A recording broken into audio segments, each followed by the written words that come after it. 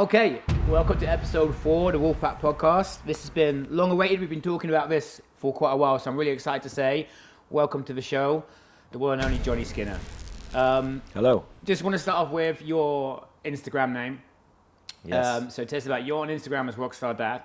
Tell us how that came about and what you do as well as lifting kettlebells. The Rockstar Dad handle came about because initially when I put my Instagram on, I did play a lot of music. I was in bands and stuff and did a lot of live gigs. So I was a dad. So Yeah. you know, I'd got 2 young kids at the time. So I just put that as a little bit of a nod to those. But then since obviously that's happened, I've moved from playing a lot of live music to lifting a lot of kettlebells. Really. You still play? Absolutely, yeah. All not all the time, but I do. I kind of do it on my own terms now. So it's like I don't want to turn it into something that's like a job. You know, Yeah. I don't want to be committed to too many gigs. So I just pick and choose when I do gigs and stuff like that. So it's all to do with me having a laugh. You know, It's all about the fun side of it. You know, same as lifting the bells. The minute it starts to become monotonous and like I'm struggling to find the motivation to do it, then I'll stop doing it. You got one of the most interesting ways into kettlebells because it was your mum that got you first to come to the gym and lift bells, wasn't it? Yeah. Yeah. Tell us about that. So she was back because I used to go to the. I was your typical gym bunny. You know, you go to the gym, you train your biceps, your chest, your triceps. You know, no legs, no cardio. Yeah. And it was that was what I did for years, and so I considered myself strong, and I used to bang on about it. And my mum used to say, "Oh, why don't you come and do these kettlebells?" Because she was training with Chris Guile in his gym. Big Cat. Before, yeah, Big Cat. Yeah. So she was training with him, and she was banging on about it, going, "Oh, you should come, you'd really enjoy it." I was like, no, it looks boring, it looks rubbish, and so I just kind of brushed it off. But then, moment of weakness, I thought, "Oh, sod it, you know what, I'm going to do it." And I went in and I did the whole, you know, I knew I could bicep curl 28 kilos, so I picked up the 24s. It assumed you could, thinking easy. 2 24s humbled me. 220s humbled me, the 18s humbled me, the 16s humbled me, the 14s pretty much humbled me, and the 12s I was okay with. Yeah. And after that, I was like, I can't have this. This is like this is ridiculous. 2 12s, what am I? So I thought, right, I'm gonna have to go again, and I carried on going. And I said to Mum, I said, right, what I'm going to do, I'm going to train until I win my first international gold medal, then I'm going to stop. And I don't know how many I've got. 10 years later. 10. Well, no, it's what 4 years later now, 4 or 5 years later, and umpteen gold medals at international level. I'm still doing it. me and you both talked last year about quitting, and I think for like different and similar reasons. I was talking to Dell yesterday about why I'm gonna carry on doing it until I want to leave. But we both kind of said, like, it's not like I've got anything else to prove, but it's more while I'm still lifting at a certain level, I want to carry on doing it. And when I can't lift at that point, or when someone else comes and goes, right, for the lifts you do, you're now number 2 and I'm number 1, that's the time to just kind of go, awesome, like that's my job done. Yeah. Making me feel like a Bond villain. Like I should have a cat instead to be stroking instead of a Labrador. You went from GS, which is kind of how most people start. Like I started in GS because I didn't really know about marathons until I was qualifying international on 24s. And that was the same time that I kind of really first saw what Dell was doing with half marathons and marathons. And that got you into, and I don't know if COVID had anything to do with it, but me and you both got into World Games at around the same time. What was it that got you from, like, because you're the first other person that's lifted the 40 that we've had on this podcast. What is it about that weight, which you're kind of probably most famous for, is that 40 kilogram jerk? So what got you into it, and what is it about it that kind of like, because it's so much damage to your body. What is it that keeps you lifting it? Oh, it's got to be the kudos, the challenge as well. It's 40 kilos. It's not a light bell. You know, it's and when you tell people what you do, you know, I lift the 40 kilo bell for 10 minutes. You know, I think in my last comp I got 173, and it's insane. Yeah. You know, when you think about on one arm 40 kilos, a lot of people can't move 20 kilos on one arm, and I think the fact that I think I've said this. We touched on it yesterday when we were talking.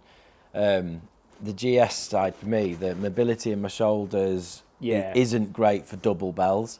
So with that, the ability to twist slightly and move your body so you can stack in one arm was like suited to me perfectly. I was built for doing one arm heavy lifts, and to be able to do something like that and excel at it. Was just it's something that I latched onto, and I was like, right, you know, this is for me big time. I think body types. I've said in the past. I think Kettlebell Sport doesn't have a body type, and I think if you look at like Chris Guile, his build and Al's build compared to our build, and even like Lukey, we're all very different builds. But I think like a one-arm jerk lends to that type. But do you think like you got 177? Do you think you've got 200 reps in you? Is that what you're going for Spain? And is that something that's kind of like, what would that mean to get for you? I think I've got it in me, definitely. Yeah. I think the problem with this year, the 40 kilo World Championships was in Denmark, obviously, and that was, I don't know when it was, a few months ago, and that's right at the start of the year. So I wanted to do some. I was bored, you know. I was just, and so I wanted to fill my time with other things. That's why I've dabbled in a bit of GS, military snatch, pentathlon, full marathon. But I definitely think that once I'm going to start getting the 40 kilo back into my training again, because I haven't done it for a bit. But I think I've got 200 in me, definitely. I want to go into. And if Cuenca's watching this, I want to go to his country, and I want to give him a good competition. I want to give him a good battle, because I think that, you know, he's a great lifter and he's a strong bloke, and I believe that I can match him. Yeah, I think it's interesting with the weight groups, but it's kind of this thing at the sport at this moment, girls and guys.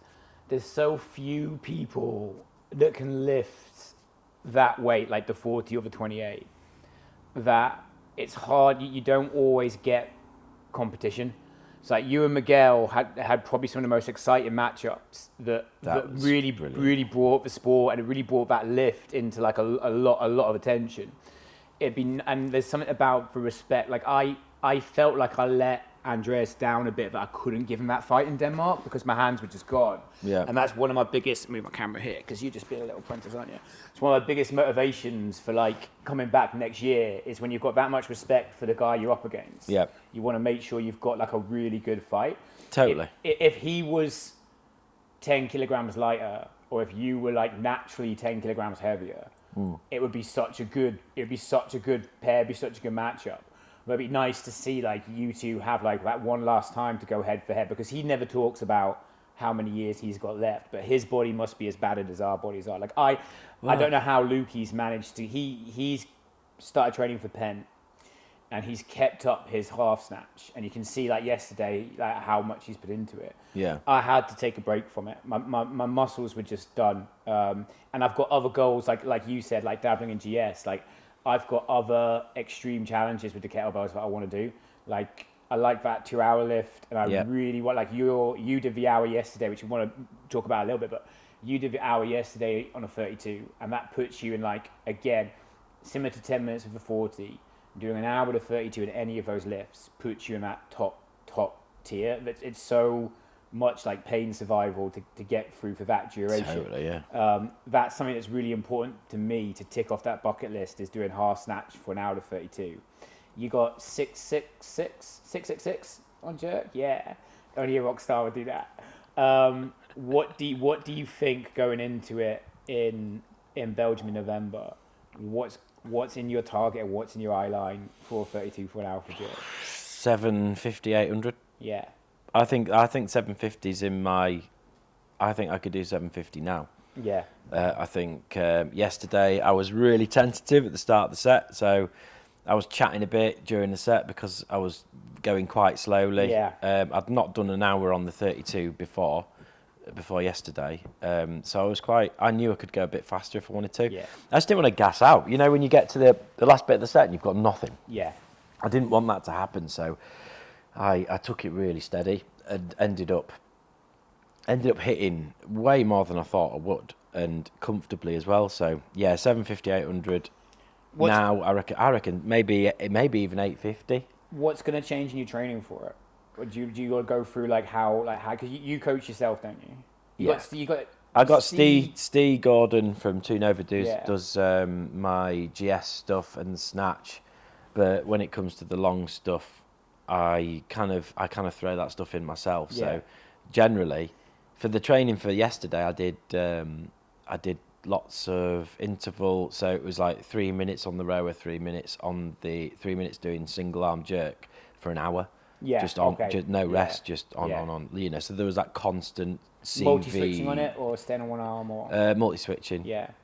Yeah, it was just to get that cardiovascular load, Yeah. you know, so you were constantly in that, your heart rate's up, and you keep having to work. So that was kind of my training for it, and I'm just going to have to do more of that, really. Yeah. I think it's going to be I think I'm going to be doing longer rowing sets, and then maybe 15, 20, 25, 30 minutes of I think of there's a set big after. carryover between the concept two and like what it does for kettlebells. And if people who are doing kettlebell sports aren't on a row machine, then that's something that it's not fun. Like rowing until your lungs are hacked up nobody enjoys it. No. But it's just completely necessary. And I do a lot of programming for marathons because I coach the majority, certainly at the start of this. The majority of the people here got into marathons before anything else, and now they have diversified out. But I don't like them for an hour set going beyond 40 minutes in a training set of almost like total workload or cumulative.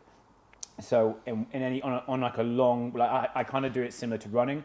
So if I was coaching somebody for a marathon, I'll get them to do a long run and a short run. Yeah. Then maybe some type of recovery run or sprint session. Yep. So I do a similar thing with the lot here. They'll do a long day and they'll do a sprint day or a power day where it's 3 minutes heavy or 5 minutes fast in sprints. Yeah. But do you do frequent test sets with it? Do you do more than 40 minutes in one go? Do you do full hours? Not. I think. So what I used to do for the Belgium, the first Belgium comp, the World comp, when I did 28 for an hour. I would do 30 minutes and 30 minutes and then 35 minutes and 25, and I would work it like that. And I would end up to an hour in total, but I wouldn't do a lot. I wouldn't do a lot of hours. I would put the volume in, but I think from experience now, I think it would be more about getting my heart rate up and then doing a 20-minute set. Yeah. You know, and it's just that last, because I know I can do half an hour standing on my head. Yeah. You know, at 10 reps a minute. You know, that's no problem. It's the second half where your body starts to go, I'm a bit tired here. I think one advantage to doing it, so you talked about your pace, and when I've done heavy sets for an hour, you have to slow your pace down. And when you first do that, it can be really frustrating. It's almost like running at someone else's pace that's slower than you can actually be more annoying than actually running at your pace. But I think it can go to your advantage, because the one thing about jerk that is so relentless when it's competitive for half an hour or 10 minutes, or even in the pentathlon sequence for it, is essentially you're chasing 20 a minute. If you're doing a 30-minute set or a 10-minute World Game set, that's the ideal thing. That pace with a decent weight is just so hard on your cardio, and people don't assume it because you think, it's the shortest motion in the sport, as opposed to long cycle snatch or half snatch. So people don't think you'll be as much cardio. But no other lift does that pace. No other lift goes at 20 reps a minute, and that has a huge factor on it. Do you do a lot of sprint work for that, or have you just been able to go at that pace? Generally, when I train at a faster pace than what my comp is. Yeah. So like 22 a minute or something like that, yeah. Or I'll hit 20 because I won't go at for half an hour. I won't go at 20. Yeah. I'll go at 17. So, but what I did for Denmark was I trained at 20 RPM a lot. So I would do 15 or 20 minutes on 20 RPM.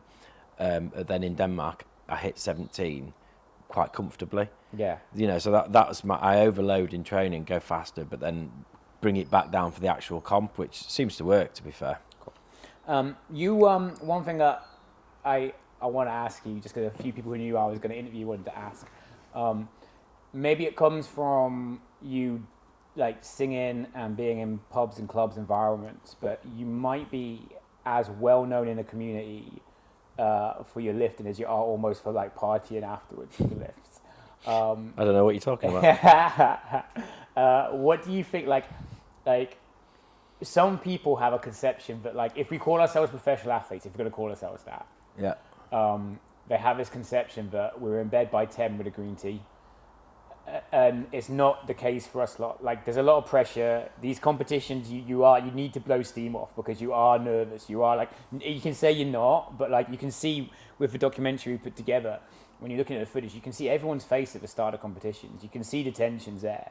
How important is it? And do you think it's a good thing or a bad thing to go and like let off some steam afterwards, go party, go crazy?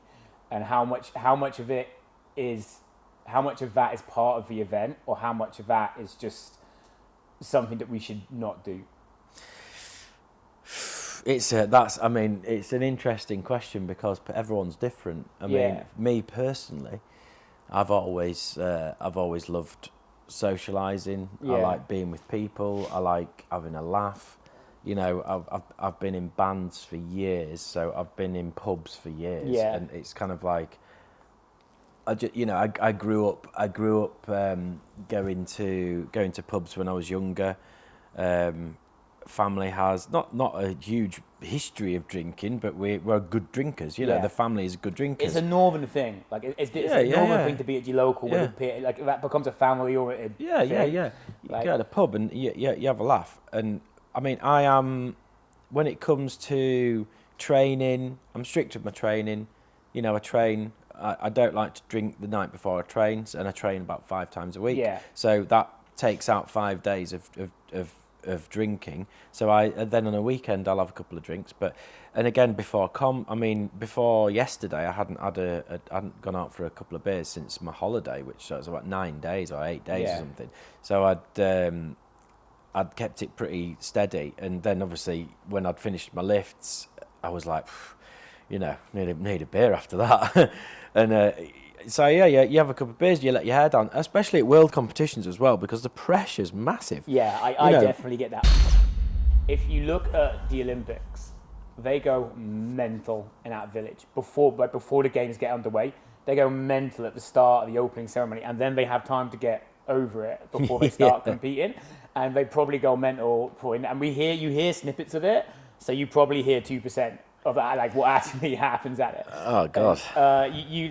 You don't get a sport. You get certain people in sport that live that rigid life. Like you get certain characters for it. You do. I didn't realise that the England team had built a reputation for it until the Australian team were talking about how bad we were for it, and I thought they were like crazy. So if they were thinking that we were bad for it, I was like, that says something. Listen up, Aussies. Yeah. Listen up. We've got your card marked. We are the biggest. If you were going to tell someone some advice, if someone was going to come to you, because you do coach people now, don't you? Yeah. So if you were getting someone who's going to get into this sport, what would that number one piece of advice be for you? Of like how to get into it, how to start? I think if someone's coming to me and saying, Jonny, I want to get into kettlebell sport, my first bit of advice would be keep going, keep coming to these classes, because it is hard, it's difficult, it's frustrating, sometimes it's monotonous and boring, but the rewards are massive. You sit there and you do your first half marathon on whatever, it doesn't matter what weight it is. You do a half marathon on any weight, and it's such a buzz because you're like, I didn't realise I could lift that much for that long. And not a lot of people do.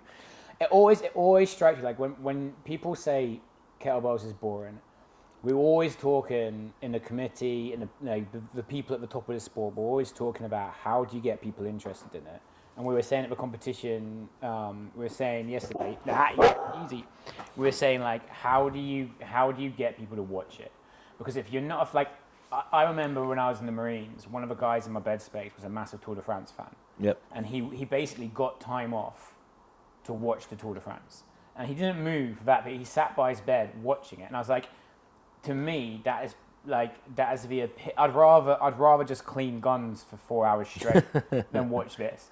But I could quite happily watch an entire day's worth of kettlebell lifting because I'm invested in it. Yeah. But like long distance running, you can have an argument as boring. Like people, the other sport that I love is basketball, and some people will go, like particularly British people, go, oh, basketball's really boring. One team goes down and scores, another team goes down and scores. And I'm like, well, in that case, football's really boring. One team goes and doesn't score, the other team goes and doesn't score. So it kind of depends on like what you're into. But we've always talked about like short, heavy lifts, which is where I think, what are you doing? Good old scratch. Yeah, if it isn't they're doing one thing, it's doing the other. That's where I think like things like the World Games are really interesting because for 10 minutes watching somebody do something really, really difficult at a really heavy weight is exciting, particularly when it's close. Like the relays at the end of yesterday had the biggest buzz because all of them were like getting decided in the last 30 seconds. Yeah, definitely. That's watchable. I love a relay. Like, yeah.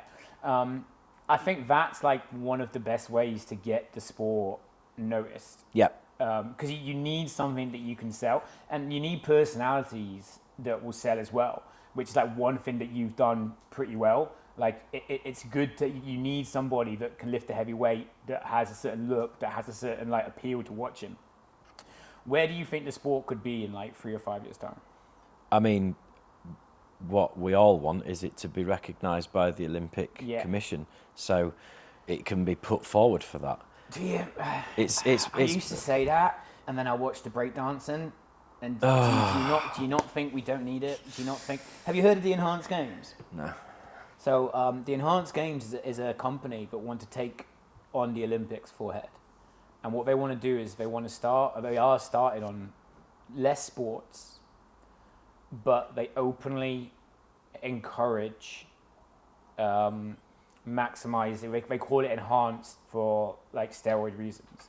Right. So what they say is 98% of the athletes that go to the Olympics are on some drug, and what they're doing is they're just getting good at hiding it, and they're getting good at which drugs are allowed and which drugs aren't allowed. Right. And they say that the average Olympic athlete makes something like $30,000 a year, which just isn't enough. Like we don't make anything, but it isn't enough to get an athlete. It's not fair. No. In the amount of money that the Olympics makes, they say it's not fair by comparison. Yeah. So their idea is to just have transparency about what the athletes are taking. So if you want to find out how fast it's possible for a human to run the 100 meters, like under any circumstances, let him take whatever he wants to take, just have it under medical supervision and have it full disclosure of what that guy's taking, and then it's fair.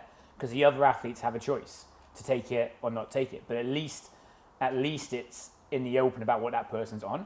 Yeah. I've got an argument to say that if we did that and we went down that route, in 10 years' time, the sport would be bigger because there's only so much synchronized swimming and Aussie breakdancing that the media's going to take, and then they're gonna think like it's going to become beyond a joke. Yeah. The Russians would be all over it. Yeah. Maybe they would, but maybe then if it got evened out. Maybe if that got evened out, can you edit maybe that in out? Enough time, it would balance it out. I don't want to get offed by some Russian mafia. But what I mean, like, is there not another way to get to sport? Like CrossFit didn't need the Olympics to become big. Yeah, CrossFit's done really well, hasn't it? Yeah. CrossFit's cage fighting is not in Olympics, and that's one of the biggest growers. Well, MMA, call it. So I've gone from that drive as an amateur athlete to think this sport should be in the Olympics. I've heard it since 2012 when I was at the IKMF.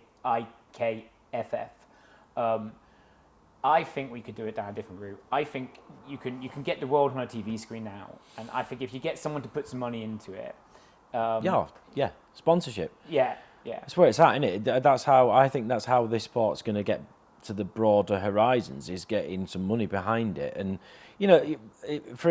I think we touched on it when we went to the thing in London. True Athlete. Yeah. That was fantastic. As a thing, our little stand, it was massive. It stole the show. How many people came and had a go, and there was the big bodybuilder guy, and he was like trying to lift the 48, and he was shaking like no chance. Yeah. And this guy was he could push. I think he said he could push press 90 kilos or something like that. Yeah. But he was struggling with a 40 kilo bell. Yeah. And it was like, and he was like, oh wow, this is pretty. I think that was an opportunity where we had attention in the palm of our hands. We did. And I think, and I'll be honest, I know this might piss a few people off, but it pissed me off. I think for various reasons, we kind of squandered like a little bit of potential. Like, do you remember when we did Body Power before COVID? Like 2016, 2017? My mum was, she went to it and said it was amazing. That got us into Muscle and Fitness magazine. Yeah. And then from there, it's like, well, you need to then take the next step. And for whatever reasons, we didn't take the next step. I mean, COVID was looming around the corner, and who knows. But with Triathlete, it still bugs me to this day that we had an opportunity we didn't take as a sport. But we need to take a break now. What's happening, mate? Yeah? Yeah, go on, you jump down. Go on. Like, your music and your lifting, like, some people will say, like, oh, like, arts and sports don't always mix, but I think you find like they mix a lot more than you do. Like sometimes on a platform, you're having your moment is almost like a performance. Like sports, ideally sports or entertainment. You did great. Like you did some sets for us at the end. Like the comp was a little smaller than it was last year. I mean, if it had the crowd last year, it would have like a much more like of an atmosphere to it. Yeah. You're performing tonight. I didn't realize until today. I just thought you did like covers, but you got your own music that you've written. Tell us about that quickly, like what got you into doing it, like where people can get to it if they want to listen to it and check it out, because you might as well get it out there if you can. Spotify, Jonathan Skinner, Pathways, Keep the Candle Burning. They're my two songs that I've got, but I got into it and topically because obviously Oasis have reformed. I got into it because I listened to Oasis. Yeah. And I was like, wow.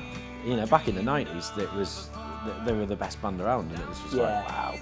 Yeah. So I got into singing. That Britpop era, like. It was actually a funny story. So I was at my mate's house, David Brown, and he was on the phone to his girlfriend, Frances Williams, I think she was called, and I was singing in the background, just messing about, and she went, "Oh my God, have you got Take That on?" Because I was singing a Take That song, and she said, "Have you got Take That?" And he went, "No, it's just Jonny singing." And from that moment, I was like, oh, "I can sing." and then so I thought, how can I get this? How can I shoehorn this into more things? And I thought, oh, I know, I'll get the guitar. And so I picked up the guitar, and from 13 onwards, I played the guitar, and I mean, for a time, I had a record deal with Platinum Records down in London. Oh wow! So was that when you lived in London? Was that why you moved down? Yeah, that's why I moved down to London. Sweet. So I spent a year in London doing gigs all around the Camden and Brixton and places like that. I used Islington. To be. So when was that? Like what decade were we talking? 2003 maybe. I just moved up here for uni, so I used to live around there like a few years before that. So I got into fitness through acting, and like I've said this a few times, but I spent a few soul-crushing years in London trying to become an actor. Yeah. Basically, kind of like I had a place to stay outside, but I'd basically kind of like go to London, sleep on my brother's sofa, go to auditions, go to shoots, go to things like that. Like if I had some theatre, go like between rehearsals and things. And it was so exhausting, constantly trying to scratch a living and constantly getting something within reach and then losing it. Yeah. Time after time after time made me kind of come up here to go to uni to try and find something else to do. But yeah, like Brixton's one of the best places for music. Like I think like when did you do it? Brixton's one of the best places. It's got like I haven't been there in years, but the last time I was there was to see Eminem or D12, like back in like the late '90s or something with the Purple Hills tour. But yeah, but you talk about Oasis as a band, like a lot of people when it comes to arts can remember a thing that made them like fall in love with something. Yep. Like if you've got Oasis, like I had a really clear-cut moment. So I lived in France and I lived in like this foreign community in France for like non-French people. Yep. There's a lot of Americans that are living there and they put a Sky dish up and we got an influx of like American culture. Yep. So all of a sudden I got to see WWF wrestling and I got to see action films. Yeah. And I got to see like Mel Gibson and Arnie. And in my head, there are these like larger than life people. And I was like, that's what I want to be. I want to be 20,000 people watching you in a stadium, running around, smashing, like getting thrown off ropes and getting slammed on the floor. Yeah. There was no way to do it because you're this 8-year-old kid living in France. But I had this vision of like, that's what is outside there, kind of thing. It's the same thing of like a moment of you're like that's, you see a band performing and you're like, oh, you want to be on that stage. That's what, you want to be. You want to be a rock star. Like it's in your name. Like you want to get that. It's always a cool thing. And some people that go into sports don't see you as that person, but also they don't see that they're doing the same thing. And kettlebells can be very like that because you're on a platform. It's a performance. Everything's directed at you. Yeah. Like if you remember, like True Athlete, we talked about how good that was. Yeah. It was 2 platforms. Yeah.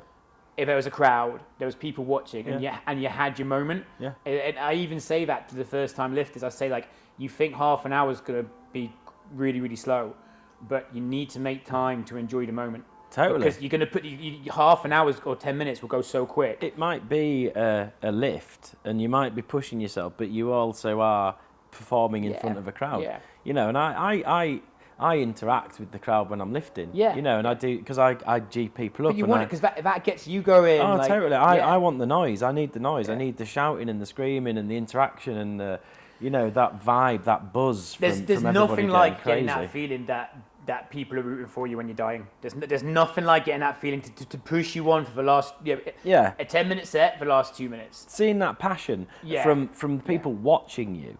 And they're going absolutely ballistic, you know. Yeah. And when in Denmark, when I was getting up to 500 reps, because my target was 500, and getting past that, but people knew that, and they invested in it, and they would go, "Come on," you know. And when you got to that 500, it was like, yes. What was good about that as well was, and this is something about kettlebell sports that I haven't found in any other sport I've done. So I haven't found it in any combat sports, and I certainly haven't found it in basketball.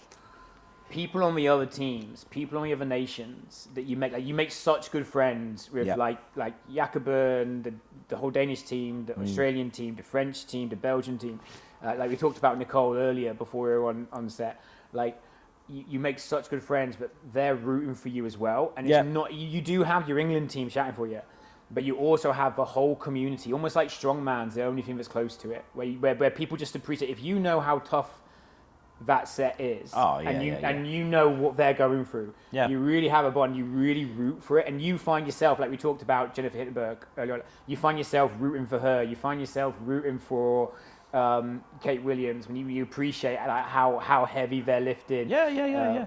Because you can see a good set, and I mean it's the only sport I've ever seen where you're up against someone, and if you fail or you stop early, you know, I've seen people stop early in a set and stay on the platform and shout the person who they're competing against on, and I think that's brilliant. And then at the end of sets, I mean, there's that really like famous picture of was it you and Lukey and Andreas from the 40, and you all hugged. And that's a real. I think Ava took that one, but that's a real moment. That was a great picture. Yeah, it just sums up like totally. Yeah, that exhaustion you have at the end, that camaraderie. But it was it was like, you know, 3-4 nations of people coming together, all hugging, saying, you know, absolutely amazing. You know, and they were all different scores. But it was such a great shot because it encapsulated what the sport is about, that togetherness, that support. And you're right, you know, you see the great sets, you see the Kate Williams and you know, Deb doing the 28, and because you know how much work goes into those sets, and when you see someone putting it all out there on the platform, you're there with them, and you're willing them to do better or do well. That's one thing I've always said about Deb since she's been here is, there's never been a day where she hasn't come in here and given it like there's been. I can't think of coaching her through a set where I thought she's half-assed it. And I don't think like the other people in the club do, but like she's more. Maybe it's because she's more like open about it. Like she'll lift till she collapses. Like, but there's never been a day where she hasn't given it 200%, and it's taken a long time for her to find a lift that's right for her. And it's taken a long time because she's picked a real mountain decline, but watching her climb it has been a really rewarding thing. Totally. And again, like you can get it because you know it's exactly the same lift.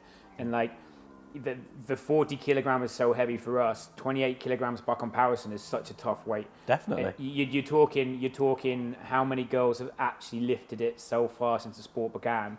You got on one hand. Yeah. You know. I mean, it's it was great to see Amy yesterday. Yeah. You know, pumping out a fantastic set. I mean, and one of my lifters, mine and Hannah's lifters for the Garage Fitworks project, Esther, she did 124 on the 28. On jerk. On jerk. That's insane. Absolutely unbelievable set. I mean, when I heard she'd done that, I had a quick scan through the records, and I think she's. That must be it. That must have beaten Kate. That's yeah. right. Was that in comp or just in No, just in training. So she's training for Mallorca. Yeah. Spain. So Spain's going to be like. I get the feeling the way everyone's talking about it. Spain's going to be what like you were saying it yesterday at comp. Spain's going to be one of those golden moments for like hopefully for like the England team and for the competition. It's a perfect venue. Perfect time of the year to do it. Yeah. It's probably the most like half an hour lifts, World Games lifts, and double pen, which I did have reservations about double pen when it came out, but they showed in Denmark that it actually can be tight. It actually can be a good. The Indian team really embraced it. Yeah. They really jumped into it. So you got great lifts, you got great lifters going to it, and it's going to be in a perfect setting. The Spanish team historically, like their numbers have dwindled, but they might have that like. I think they'll come out all guns blazing. Yeah, I think they will put a big like Hungary put a huge team together. Yeah, like, I think I really want to. I don't want to make it easy for Cuenca to walk it. I mean, I weighed in to yesterday at 88 kilos, 88.6. So I'm getting heavier. I think. Would you go up? I think I mean, generally what happens in these comps is that you get merged anyway. Yeah. So it makes sense. I don't think they're gonna. You can never predict. You can never predict what the IKMF are gonna do. Well, that's true. And that's the same as any other organisation, right?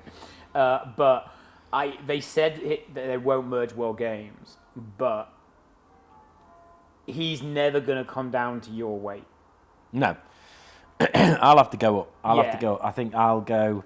I mean, because I'm going to the gym a lot and I'm doing a lot of strength training.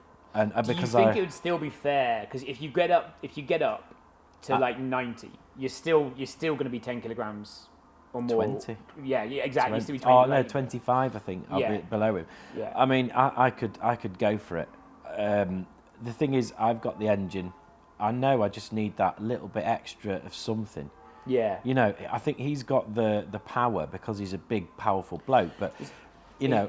He's one of those guys, a bit like Alistair Lee, that you look at him and you assume he's going to be strong, but then you don't realise how long he can go for. And his cardio is incredibly, it's almost like an undercover cardio engine. Great engine. Sometimes those bigger guys have, yeah. that you just wouldn't assume they can go forever and ever and ever. Yeah, his Cuenca's engine's great. I mean, he did 40 kilo for half an hour in Denmark. I mean, I've done that before. I was about to say, you've done that as well. I've done it, and it's bloody hard. But I mean, I could do it again, to be fair. But I'm really keen on my ultimate goal. Obviously, is 600 on the 32 and 200 on the 40. I think, in some senses, sometimes that 30-minute sets, there's a certain skill to them that's different to the hour set, and there's a danger like. You can underestimate how tough a 30-minute set can be. Trying to get, like, 600 reps is 20 a minute for 30 minutes of a 32. Wait till Dell's pentathlon's up and see how many people do 6 minutes with a 32 for 20 minutes on jerk. You're not going to, apart from you, you're not going to find one. and then you're doing that for another 24 minutes. Like that's a real feat. It just sometimes gets swept under the carpet because it's not a 40 kilogram belt. Yeah, no, I know what you mean. And that can sometimes, like, it can, like, a half marathon on its own task is, you go to Pure Gym and tell someone, or any other gym, and say, who doesn't know kettlebell sports, and give them a 20 kilogram belt and say, do that for half an hour, and they're going to laugh at you. They just think, they say, what's the point? I'm going to say, like, you can't do it. But that 30-minute set, it's kind of like embedded in the culture of the sport, really, and it's the only lift that's kind of there in the WKSF and the IKMF. Yeah. So it's one of those ones that everyone kind of gets how tough it is. Yeah, I like the fact that the WKSF have sort of embraced the marathon side. Yeah.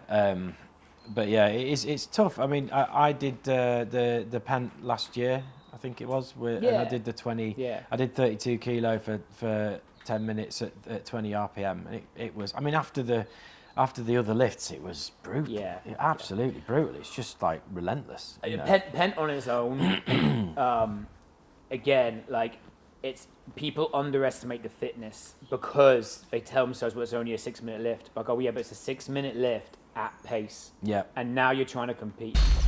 I still want to ask you a couple of questions because people still talk about this and it's still a current thing. We're still, like, only so many years coming out of the pandemic. And we were talking about, like, yesterday we were talking about when you're singing and things, how much you notice how tough it is for certain businesses to keep going and things. Like you say, but you notice, like, nightlife and things like that are really struggling around here. Like, we're definitely seeing it. We're definitely seeing a lot of uncertain times. What was the pandemic like for you, where you were? How did you deal with it? And coming out from it, how did things change for you? In terms of physical training, it was a godsend. Yeah. Because I don't know about you, but a lot of people, you could go one of two ways. Yeah. You could get up at 11 o'clock, crack open a beer, sit on the sofa all day, watch TV. Or you could do something about your situation. So I tried the former. I was like, I ordered a load of beer and I wandered around the garden in my pants, drinking beer at 11:30 in the morning. And then I was like, because I was doing Kettlebell Sport at the time. Yeah. But obviously everything went tits up. And so what I did was I bought bits and pieces. We'd go up to Chris Giles' gym, and you could go up there if you were social distancing and pick up equipment. So he'd lend me a load of his bells, some of the weights and stuff like that. And then I had stuff that I'd bought, and I'd accumulated enough to have my own little gym in my back garden. And the Kettlebell Sport Hangout was doing online classes. I was doing my own thing. I was training, 6 times a week.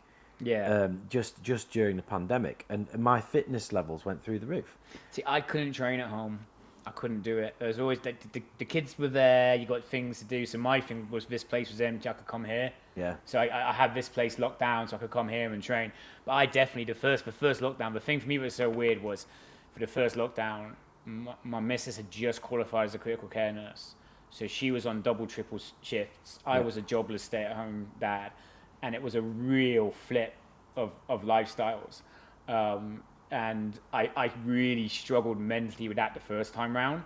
Second time round, I was really, like, laser focused. And it was like, right, this is my chance to get this place in a good position, to get myself into good shape. So I definitely did, like, both. Yeah. But I just didn't do it, like, at the same time. It was more of a case, like, the first one, the wheels just fell off. And the second one, I was really focused over what I wanted to do. Yeah. Lockdown was so interesting for people because, like, it's when David Cohen got into stone lifting because there was no gym for him to do. Yeah. It's when Elisha got into kettlebell juggling because you had time on your hands and you could get access to stuff. You could order stuff. You could go outside for bits, but you just had so much freedom of time that people didn't have. And you're right, you could go down the TV, video games, alcohol, whatever food you want, or you could go down discipline. Yeah. And like both ends of that, a lot of people touched on. Outside, like, we know you sing, we know you. We obviously know about the kettlebells. Outside of that, what do you do? What do you do to just if you don't want to do it, and if you want to chill, if you want to do something completely different, what other things do you like doing? Oh God! Well, it's changed over the years. Really, I used to. I am a social drinker. We've touched on it before. I like to go out and have a couple of beers. Yeah. This is going to make me sound old. I like reading. Yeah. I've got loads of books, so I like reading. Most people say audiobooks now. Not many people read. Most say audiobooks. Oh, or I podcasts. love a paperback. An actual book, yeah. Yeah, and watching movies. I'd sit and grab my guitar. I like to cook food. I like to cook different recipes, things like that. So I like a bit of cooking. I like a bit of walking. I kind of do. You know, there's a lot of stuff. Hobbies wise, before I did Kettlebell Sport, I did football. Oh yeah. I wasn't bad at football, but my family's got inherently bad knees. Right. So football kind of it fell by the wayside because I would play a football match and then it would take me longer and longer to recover. Yeah. So kettlebell sports actually helped my knees. But it just stuff.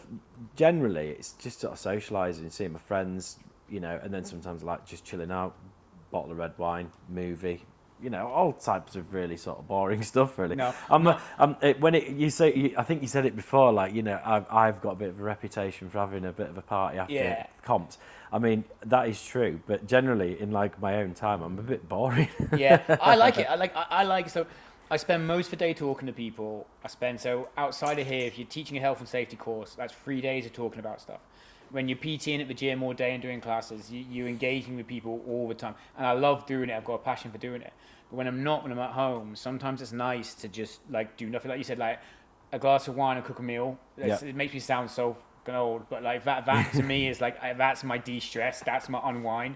Whereas like 20 years ago, it would be the last person leaving the club still with a shot in their hand. We're so old. Yeah, but it's kind of you can't.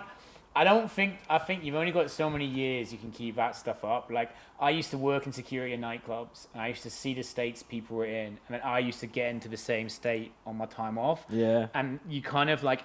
You can only maintain that for so long and still get out, or you're there forever and you can never get out of it. Yeah. And you have to know when to walk away from that environment. Your whole like your landscape of enjoying yourself on the night out changes as you get older. So yeah. I find that your start times get earlier. Yeah. You know, and you start at 1 o'clock in the afternoon because then you can get home for 7 o'clock, and then you can get in bed, and then the next day you can do stuff.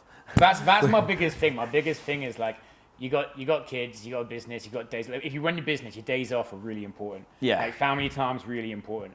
You don't want your family time to be kind of thrown out the window because you can't get out of bed till 10 o'clock because you're in a state, and that to me became more important than like the partying. Things go out the window a little bit. Like you gear up for comps. Like comps get their reputation for it. Like the WKSF one was insane because they put the night out in between the middle of the tournament, which I have no concept of why they do that. But for me, it was a blessing because it was a chance for me to be like, right, I'm out of that one because I know what I'll be like. So then it just took it out of the equation, and that kind of made me think like after that, like maybe I don't need to do that much damage to myself anymore. No. Yeah, that was a stupid idea of them to put it on that day. It's that thing of telling yourself, I can go out and have like one. No, yeah. You know, I've got zero willpower. Yeah. Zero willpower when it comes to that sort of stuff. But interested, actually, it just reminded me of the impact of what getting into all of this has had on me. Yeah. In terms of where I was. So I said I went to the gym a little bit, you know, and did weights and stuff, but I also drank a huge amount. I smoked and I took drugs. Yeah. And I was in physically I was in a bit of a mess. Yeah, the thing with that is that it's really good that people admit that because so many people can be in that position and then they think that they're never going to change that round. And when they hear people that are in really good shape, as being successful and are actually doing things, you need to see that like quite a few people, this is our 4th podcast. Mental health's come up, I think, on every single podcast. Exercise for mental health's come up on every single podcast. Totally. And almost everyone here has talked to me on some level about some part of self-destructive pattern that we've been in. And like, I've been in exactly that same place. And I think that's something that like, when like I got a phrase that my corporal in the Marines told me that kind of like it haunts me a little bit because of what happened to him, but I also live by it. Yeah. And it says like, he said, when you're going through hell, the devil can only catch you if you stand still. And when you first hear it, you think that's like a line from a horror film or something. But when you actually mean it, it kind of means that like, you might be in a rut, you might be in a bad place, and you can be in physical shape. And a lot of athletes can be in really good physical shape and have really bad habits that are really self-destructive. Yeah. You can't see it because they've still got massive arms and a six-pack. Yeah. But yeah, a bottle of vodka a night's not going to get rid of that. It's just going to gut your insides away. Totally agree. But when you're in that bad place, knowing that you can do something about it and seeing people have done something about it is it's a huge benefit for people. Yeah. And you need like athletes and people that have like dealt with that, because you're not every day. It's not like you've broken that habit and you're never gonna fall short again. Like you're always gonna have times where you just kind of think, fuck it, let's be in our underwear at 11 o'clock in the morning drinking. Like, but when people see that there's a way through it, they don't stagnate. And that to me is what that phrase means about when you're going, the worst thing to do when you're in a rut is to stagnate, because then you can't get moving. Yeah, it harks to the phrase that someone said to me. It's very similar. It was, if you're going through hell, don't stop. Yeah, it's exactly the same thing. Like, don't stop. Just don't stop. Just keep going. And I mean, doing all of this and this community has helped me. It's supported me. It's got me through some really tough times. Yeah. This is after the pandemic, and this is through breakups of marriages, breakups of relationships, with people within the sport, and it's all been very difficult. But the group of people that are the England team, the EKA, the lifters that are localised in England, they're all friends, friends of mine that I have been able to confide in and speak to and rely on as people who can help me out if I'm not feeling great. And the sport itself, and it's also the thing that I did a bit of therapy a few months ago, and one of the things that this therapist noticed was I said I'd got good at being uncomfortable. Yeah. Because of Kettlebell Sport, I was really good at just keeping going. Yeah. And doesn't matter what was happening, I was able to just keep chipping away and keep moving forward and keep going and not give up. And that's something that the sport has given me is that tenacity to be able to just go, do you know what? I'm not gonna give up. I'm gonna keep going. I know that something's good's just over there, and I'm gonna keep going at it, because you're in a 20 minutes into a half marathon set. You're not having fun. No. You want to give up. But you know that if you just keep every rep, you're getting closer and closer and closer. I think you've just summed a lot up in like that one sentence of like, just keep going and just keep chipping away. And like everyone, like Graham Morris was talking about it. He was like, yesterday he said like, I got 20 minutes in and thought I could just put this down and do it online later, but I wanted to keep going. Yeah. And it's that kind of thing of like, it just sums up kettlebells in essence. It's what the sport gives you. Yeah. And it's helped me massively in terms of my mental health. It's been a bit of a rough ride over the last couple of years, definitely. But it's definitely given me something. I mean, I know we're getting back up, circling. We always circle back to Kettlebell Sport, but for me, it's the root of a lot of good stuff for me. It's helped me become the person I am today. And if without Kettlebell Sport, I don't know, I wouldn't be the person I am now. It's the chicken and the egg. Like, because I've got a very similar mentality. I found lockdown just as tough, and I've had like since COVID, I've had like bereavements to go through and face and things, and it's still a rocky road. But you kind of have that question: did kettlebells get me good at getting through toughness, or did the fact that I got tough mean I could get good at kettlebells? Yeah. Is it the chicken? Are other people that survive in this sport and get to the top? Did you ever chat? Are they the ones that have already gone through some things and they kind of know like the set will end at some point? It's not forever. And the tough times will end at some point. Yeah. It's not forever. and the only thing you have to do is one more rep. Yeah, One more rep. Just one more rep, one rep at a that time. Could be that could be go to work on Monday morning. That's Yeah. one more rep. Yeah, exactly. Yeah, exactly that. Just keep chipping away, because it ain't gonna last forever. Whatever you go through, the hard times, it's not gonna last forever. It's like that meme thing, was it? The tough time never lasts. Tough people last. I think on that note there, man, I think we smashed it, man. I think that's a great moment to end on. Go get my kids some ice cream. Get yourself where are you playing tonight? Just tell people. I know this it will have been done, but give a shout out to where you're playing. I'm playing at the Den in Harrogate, which is a wonderful underground bar, and I'll be sat there for 2 hours, and I'll drink a couple of Guinnesses and have a nice time. Oh, good. We'll see some footage from it on Facebook. Oh, yes. Pleasure, man. Always a pleasure. Yes. Have a safe trip back up north. Thank you.